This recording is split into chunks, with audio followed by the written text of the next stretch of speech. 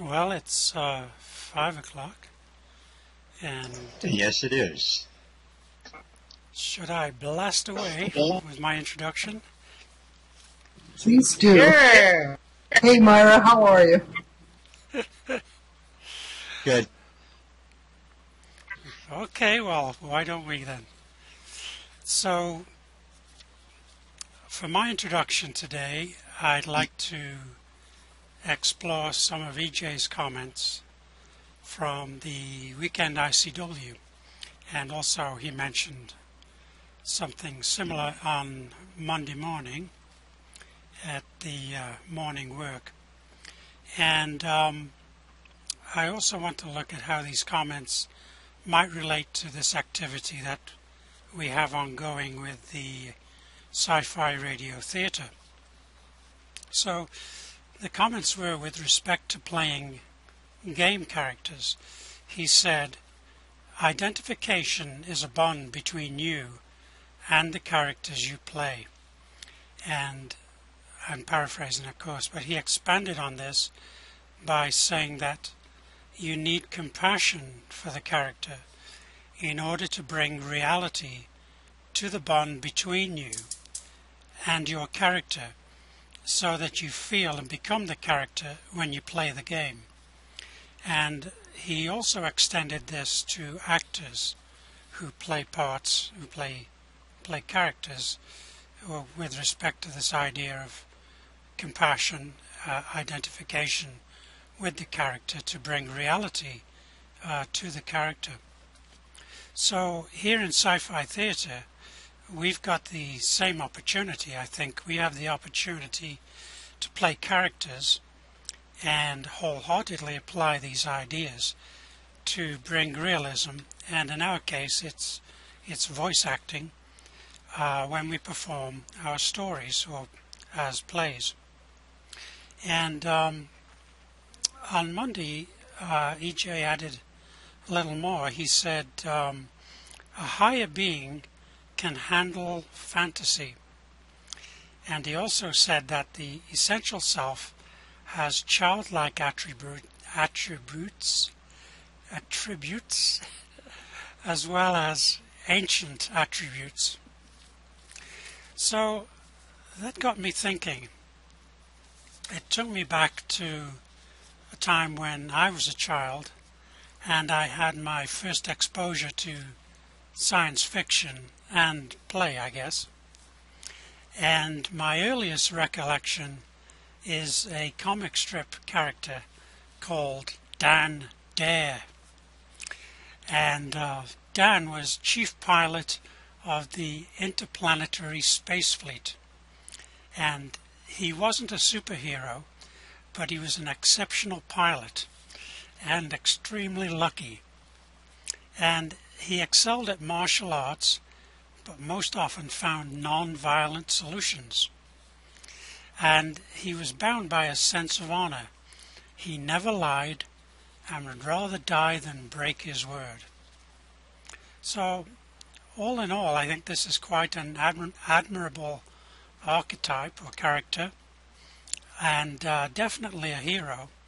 And at my young age, this resonated with me. But I think what resonated with me was the adventurer side of his character.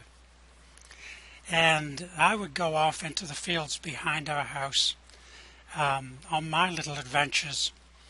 And in my mind, I'd be reaching far-flung planets, pretending that an abandoned metal drum lying on its side in the weeds was my spaceship, fully identified and having a great time with this adventure, whatever it was.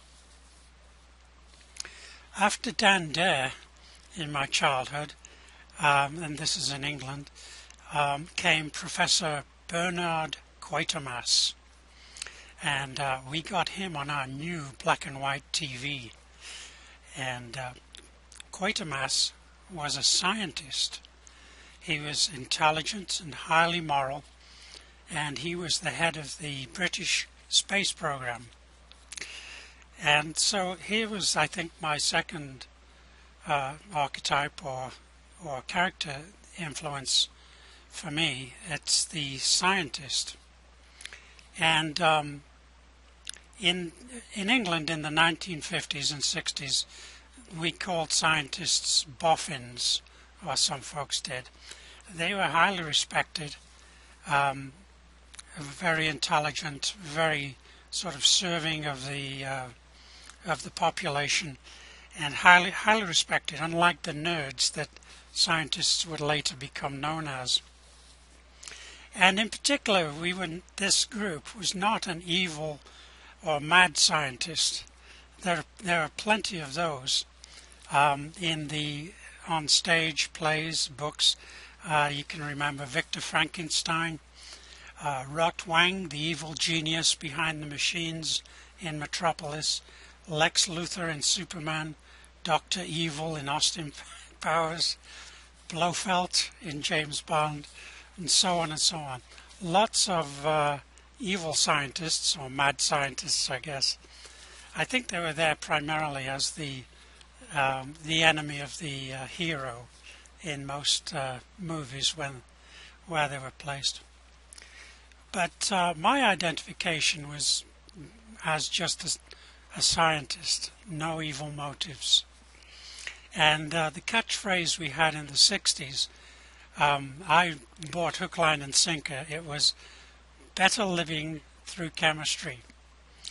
And I think I really bought into that, thinking that I eventually became a chemist, and thinking that I was making my contribution to better living. And I suppose judiciously forgetting or not knowing at that point about things such as pollution and side effects of drugs and the problems with fertilizers and so on and so on.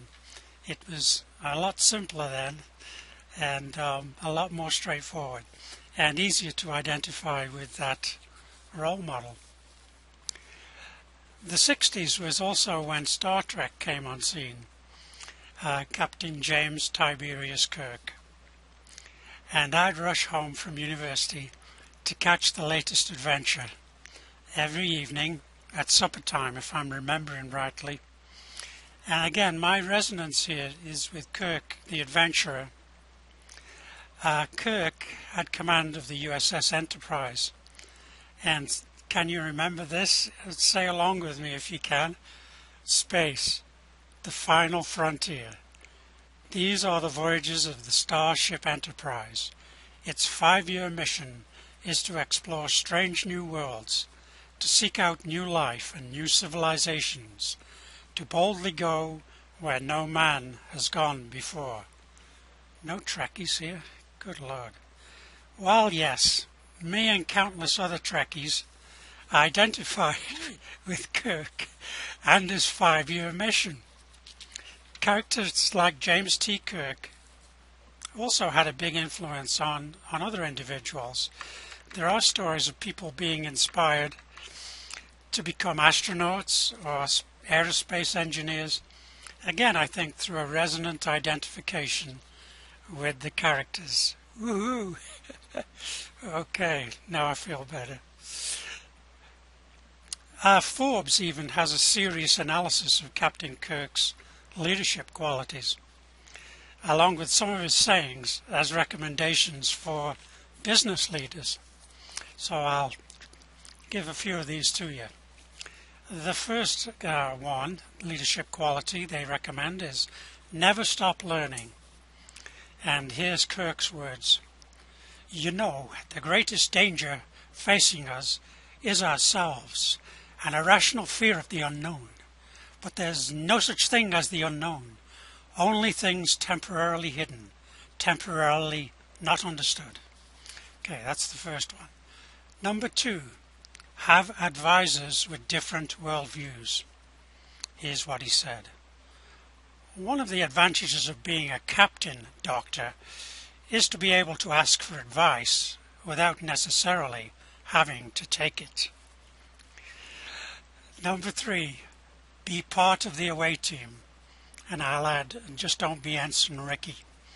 Be part of the away team. And here's Kirk's words. Risk is our business. That's what this starship is all about. That's why we're aboard her. And the last one, 4. Play poker, not chess. Where he says, not chess, Mr. Spock, poker. Do you know the game? So that's Forbes's take on Kirk and their recommendations. So finally, I'm coming to one of my last influences, and this is more recent. This is the Hitchhiker's Guide to the Galaxy. And what can we say about Arthur Dent, the main character in the Hitchhiker's Guide? I have to say I don't have an immediate bond with him. He's been called the worst hero in the galaxy. But I do have compassion for him. And if I embrace him, I embrace the things I don't like to look at in myself. He mostly wanders around in a confused daze, wearing his dressing gown, and gets things explained to him. And if you've watched me play D2, occasionally that's pretty much the way I play it, wandering around in a confused daze, getting things explained to me. It's pretty close to the bone. But Arthur Dent does have adventures hitchhiking through the galaxy, even if things largely happen to him through coincidence control. And again, that's pretty close to the bone for me too. So, bringing this to a conclusion, almost, playing the part of someone we loathe, I think, is an important exercise in compassion. In Harry Potter, the part of Professor Snape would be hard to play if you had absolutely no sympathy or no resonance for the character. How would you find an in? In this case, you could go to the backstory, where Snape had a lonely childhood, an unrequited love for Harry's future mother, and was tormented at school by Harry's future father. This would lead us to compassion, I think, for Snape. Playing Voldemort or another megalomaniac would be trickier, unless we are truthful and can recognize the common traits we have buried in our own shadow selves. Isn't there a part of you that wants to be in total control and selfishly have its own way? On a deeper plane, we have all lived trillions of lifetimes and parallel lives in which at least one of them was an evil monster bent on wiping out an entire planet. Voldemort is pretty tame compared to that guy. So, in conclusion, we are invited to, I think, 1, not shy away from fantasy, 2, form a bond and identify the characters we play with, and 3, we can do this by showing compassion to all characters and by extension all beings. Thank you.